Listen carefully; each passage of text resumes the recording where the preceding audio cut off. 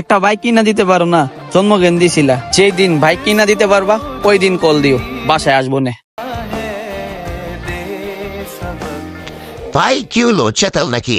আরে বেটা কইস না, একটা বাইক কিনা দিব 3 মাস ধরে ঘুরাইতেছে, আজকে না কালকে আবার বারবার ফোন দে।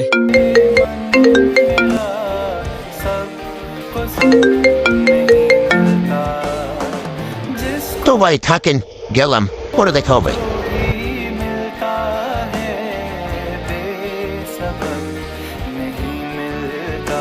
ভাই কিছু টাকা দিবেন, আমি 3 দিন ধরে কিছু খাই না ভাই। এই দুনিয়াতে আমার বাপ মা কেউ নাই, আমি এতিম।